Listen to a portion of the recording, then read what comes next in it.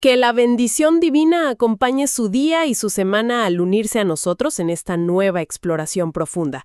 Y bueno, normalmente cuando analizamos textos legales antiguos, la expectativa es encontrar un manual seco, procedural. No. Sí, como códigos civiles polvorientos sobre medidas agrarias o, no sé, multas por robo de ganado. Exacto. Pero hoy, al abrir el libro del Levítico, específicamente el capítulo 17, nos encontramos con algo completamente distinto. O sea, es casi como una guerra encubierta contra ídolos en forma de cabra y un debate filosófico súper intenso sobre el significado de la sangre. Es un giro fascinante. Las fuentes que guían nuestra exploración hoy, que son las notas de estudio de la Biblia Holman y la Biblia Nueva Almeida Actualizada, o NAA, identifican esta sección como el comienzo de lo que llaman el Código de Santidad. Ajá. Y a primera vista, los versículos pueden leerse como un arcaico manual de carnicería del desierto. Pero al analizar el contexto histórico y lingüístico, el texto se transforma por completo. Claro, porque las leyes sobre el sacrificio de animales y el manejo de estos fluidos vitales revelan ser declaraciones teológicas muy profundas.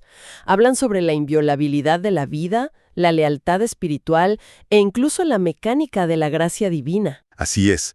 Y la primera directiva que establece el texto plantea un escenario logístico que es realmente llamativo. Los primeros 9 versículos imponen una regla inquebrantable para el campamento de Israel. Sí. Cualquier hombre que mate un buey, un cordero o una cabra tiene la obligación absoluta de llevar ese animal a la puerta del tabernáculo como una ofrenda de paz. Y si el acto se realiza en campo abierto, lejos del santuario, se cataloga legalmente como derramamiento de sangre. Al individuo se le imputa la culpa de un homicida. ¡Wow! De un homicida. Y la penalidad dictada es ser extirpado, lo cual implicaba el exilio definitivo de la comunidad o incluso la ejecución. Es altísimo el precio. Totalmente. El rigor de esta penalidad nos obliga a examinar el vocabulario original hebreo para entender la verdadera naturaleza del delito. Las notas de la Biblia Holman son fundamentales aquí. Claro, porque aclaran algo importante sobre el verbo, ¿verdad? Exacto. El verbo utilizado en estos pasajes, que comúnmente se traduce como degollar o matar, no hace referencia a una matanza casual para hacer la cena, digamos, ni a la caza de animales silvestres. Ah, o sea que es un término técnico. Sí, es un término ceremonial exclusivo para el acto del sacrificio. Y a esto, la Biblia NEA añade un contexto crucial. El propósito fundamental de esta centralización no era administrar los recursos alimenticios de forma burocrática. No era como llevar un inventario de cuántas vacas se comían. Para nada. Era para erradicar una crisis de idolatría que se estaba propagando de manera indiscriminada en el campamento. Imagínate, la vida cotidiana en ese contexto histórico, para quienes nos escuchan, un campamento masivo, miles de familias nómadas transitando por un desierto súper hostil. Un escenario muy complejo, sí. Y si un individuo decidía preparar un animal de su propio rebaño, la ley le prohibía hacerlo en la privacidad de su tienda. Tenía que tomar al animal, atravesar todo el campamento hasta llegar al centro físico donde estaba el tabernáculo. Presentarlo ante las autoridades sacerdotales y solo entonces proceder. Es que a primera vista imponer un registro central obligatorio para cada evento que involucrara carne doméstica parece un nivel de microgestión asfixiante. Surge la pregunta de por qué se requería tal extremo de control sobre la vida privada. Pues la respuesta radica en comprender que no se trataba de un capricho administrativo. Era una intervención de emergencia ante una infidelidad espiritual masiva. Una infidelidad masiva. Sí, las notas de Holman desentierran el panorama oculto que motivó este mandato. Resulta que, lejos de la vista pública, los israelitas estaban realizando sacrificios clandestinos en el campo abierto, dirigidos a demonios. ¡Wow! A demonios. O sea, el texto hebreo hace referencia literal a entidades asociadas con el desierto, ¿no? Estas que frecuentemente se representan en la iconografía antigua como ídolos en forma de cabras o bodes. Exactamente. Y esta imagen de ofrendas nocturnas a demonios en forma de cabra introduce un elemento que casi roza la mitología de terror. Cambia por completo la perspectiva. Totalmente. Nos cambia la visión de lo que estaba ocurriendo en los márgenes de ese campamento. Ya no es solo un tema logístico. Era una realidad psicológica y cultural abrumadora para los pueblos de esa región. Estas prácticas estaban íntimamente ligadas a las deidades cananeas de la fertilidad y operaban bajo una lógica de superstición profunda. Claro, la mentalidad de un pueblo nómada enfrentado a la inmensidad y, bueno, la letalidad del desierto genera un instinto de supervivencia basado en el miedo. El miedo era el motor, sí. El objetivo primordial era asegurar que los rebaños se multiplicaran y evitar calamidades. Entonces, como una especie de póliza de seguro espiritual, surgía esta tentación de ofrecer pequeñas ofrendas apaciguadoras a los espíritus que supuestamente habitaban los páramos áridos, a estos ídolos caprinos. Es decir, que la legislación promulgada a través de Moisés funcionaba como un mecanismo para forzar estas prácticas oscuras a salir a la luz pública. Al centralizar el sacrificio en la puerta del tabernáculo, se eliminaba el anonimato. La adoración en las sombras perdía su viabilidad cuando todo acto ceremonial debía ejecutarse a plena luz del día. Bajo la supervisión directa del liderazgo religioso, ¿sí? En un punto de encuentro único y designado. La centralización desmantela la infraestructura del secreto. Que es básicamente el ecosistema natural donde florece la idolatría, ¿no? Exacto. Al obligar a presentar cada sacrificio en el altar central, se garantizaba la lealtad exclusiva a Yahweh y se cortaba de raíz el sincretismo religioso. Esa mezcla tóxica de la fe en un Dios único con las supersticiones politeístas del entorno cananeo. Así es. Forzar el sacrificio a la luz del día resolvía el problema de a quién se adoraba. Pero la matanza física del animal presentaba un segundo desafío inmediato, uno mucho más visceral. Claro, porque una vez que el animal cae, hay un subproducto inevitable que es la sangre. Y esto nos conduce de forma directa a la prohibición más notoria de este texto. Sí, los versículos 10 al 14 del capítulo 17 articulan una ley absoluta y universal: la prohibición estricta de consumir sangre. Que era aplicable tanto a los ciudadanos nativos como a los residentes extranjeros, o sea, para todos por igual. Para todos. El texto establece de manera tajante que nadie puede comer sangre. Y la advertencia divina que acompaña a este mandato es escalofriante. El texto declara que Dios pondrá su rostro en su contra y la persona será extirpada de su pueblo. La Biblia NAEA aporta una aclaración práctica sobre la aplicación de esta ley, señalando que la infracción más común probablemente consistía en comer carne que no había sido drenada adecuadamente. O sea, conservando gran parte de sus fluidos vitales en los tejidos. Exacto. Y el peso teológico de una frase como «pondré mi rostro en su contra» requiere un análisis lingüístico cuidadoso. La Biblia Holman profundiza en la palabra hebrea original, dam, que se traduce como sangre. Dam. Sí, este vocablo milenario posee una dualidad semántica fascinante. Por un lado, es el símbolo innegable de la fuerza vital, de la animación misma de un ser. Ajá. Sin embargo, en el corpus del Antiguo Testamento, dam también denota con frecuencia una muerte violenta y antinatural. Un individuo descrito como un hombre de sangre no es alguien lleno de vitalidad. Es un homicida. Existe entonces una carga dual extrema en este concepto. Así es, representa la vida en su estado más puro, pero al mismo tiempo evoca la brutalidad de la muerte cuando esa vida es derramada. Y el punto crítico es que el consumo de sangre dentro del marco de la teología del Antiguo Testamento constituía un acto de profanación, ¿verdad? Totalmente. La sangre no era un elemento neutral. Dios la había santificado y separado con un propósito exclusivo ligado al santuario y a la restauración espiritual. Y bueno, aquí surge un cuestionamiento inevitable desde nuestra perspectiva contemporánea. Porque en muchísimas culturas a lo largo de la historia y en la gastronomía global actual, el consumo de sangre es una práctica superordinaria. Muy común, sí. Existen preparaciones tradicionales en América Latina, en Asia, en Europa, donde la sangre es simplemente un ingrediente funcional más, valorado por su nutrición. Claro, las morcillas y todo eso. Exacto. Entonces, al leer una restricción tan severa en Levítico, el primer instinto moderno es interpretar esto a través del lente de la salud pública, ¿no? Es lo que uno pensaría lógicamente. Uno se pregunta si el ganado del antiguo Medio Oriente albergaba, no sé, patógenos específicos, si estamos ante un código sanitario primitivo para prevenir enfermedades, o si verdaderamente opera una filosofía más profunda. Pues las fuentes consultadas descartan rotundamente la hipótesis del código sanitario. La legislación no operaba como un antiguo departamento de salud pública. No era bromatología del desierto. Para nada. La motivación era una reverencia radical y absoluta hacia el misterio de la vida.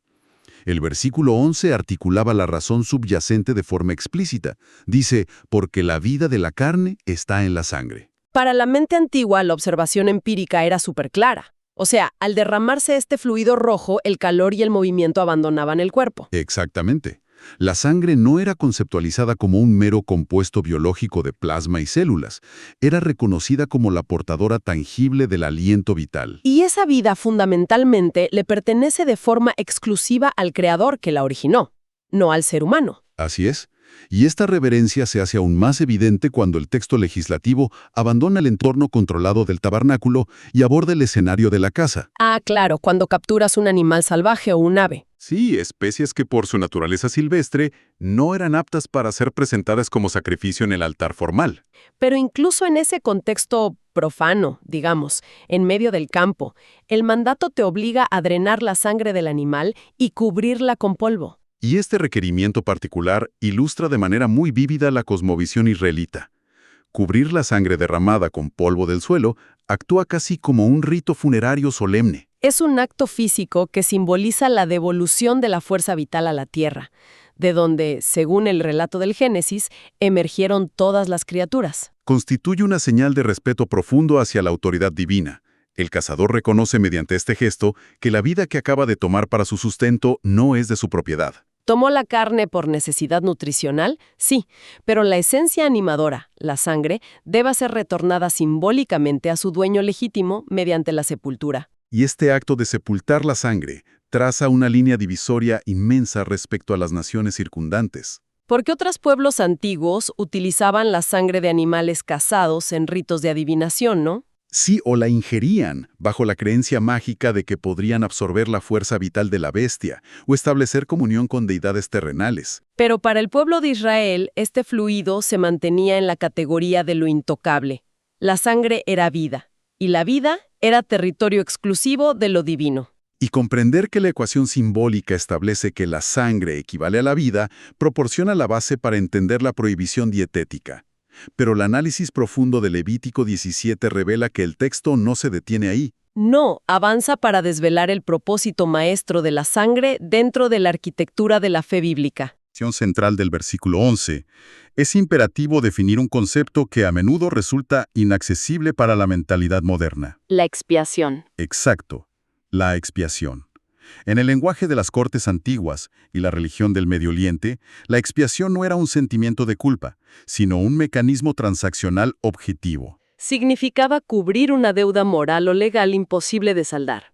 Implicaba ofrecer un rescate que pudiera limpiar un historial manchado y liberar al deudor del juicio fatal. Esa definición de la expiación como la cancelación de una deuda mediante un pago sustitutorio es la clave para decodificar el versículo 11. Donde el texto registra una declaración directa de la divinidad. Sí, dice, porque la vida de la carne está en la sangre, y yo os la he dado sobre el altar para hacer expiación por vuestras almas. Y el impacto teológico de este pasaje reside en una frase específica que las fuentes subrayan consistentemente.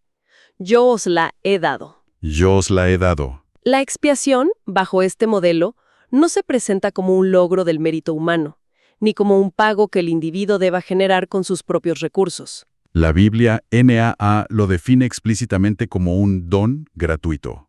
Representa el medio provisto por el mismo Dios para rescatar la vida del infractor. La frase «yo os la he dado» básicamente dinamita por completo la concepción pagana de la religión antigua.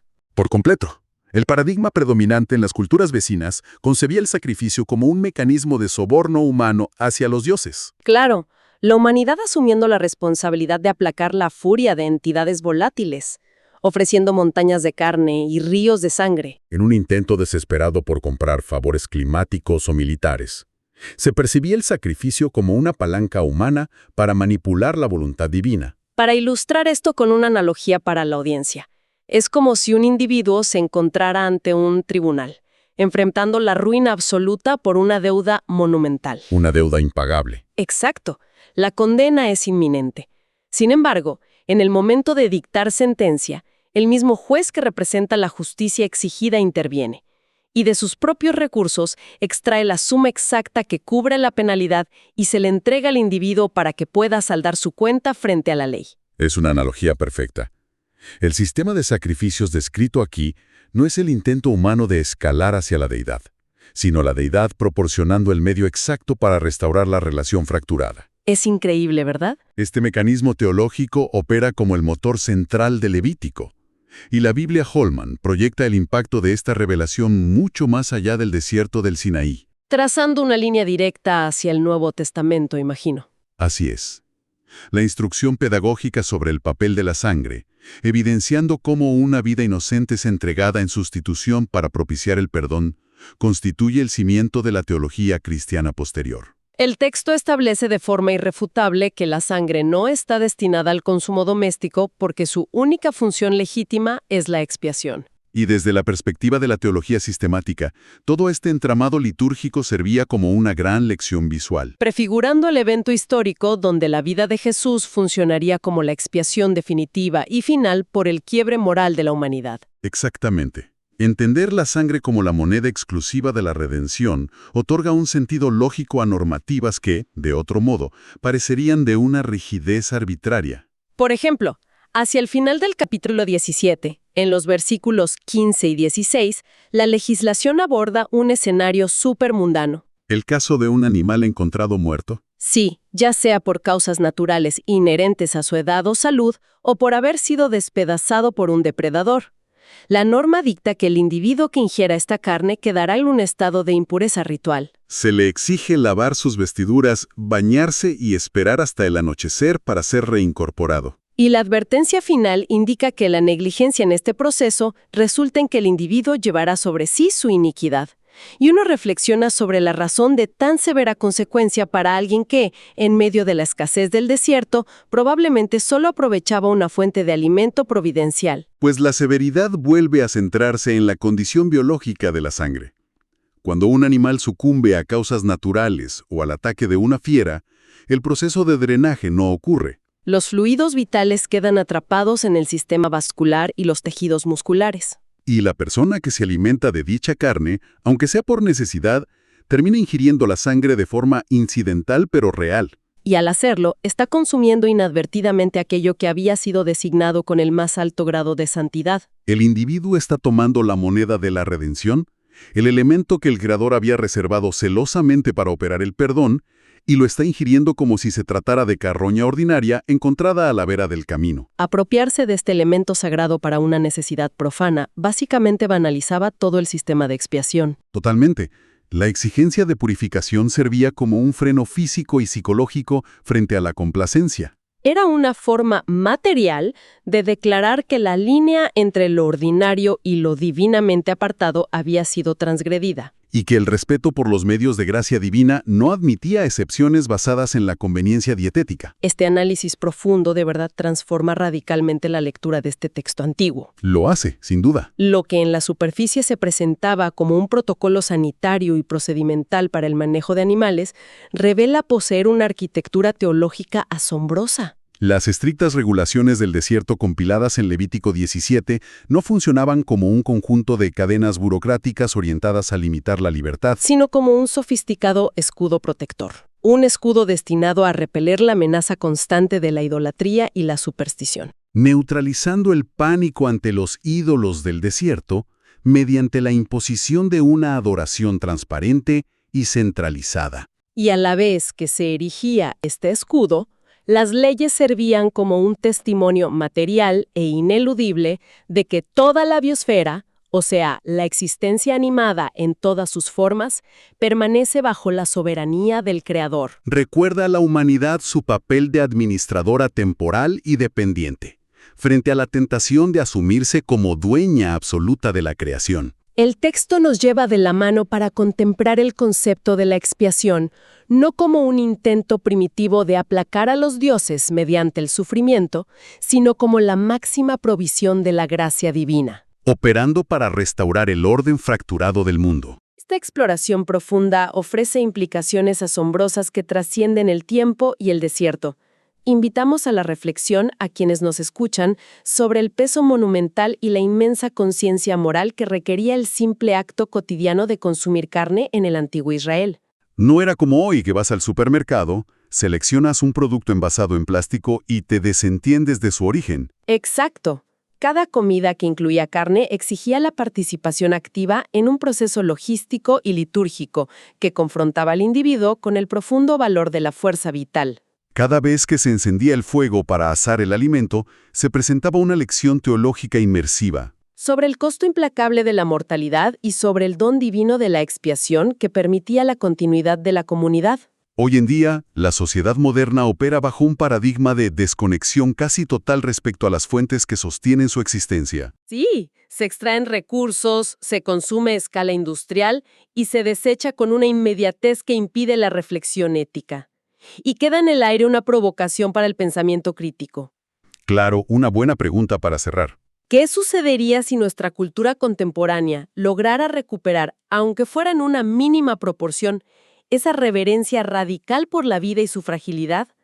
¿Cómo se transformaría nuestra relación con el mundo natural y el reconocimiento de nuestras propias faltas si pudiéramos percibir nuevamente un destello de lo trascendente y lo sagrado en los elementos cotidianos que hacen posible nuestro sustento?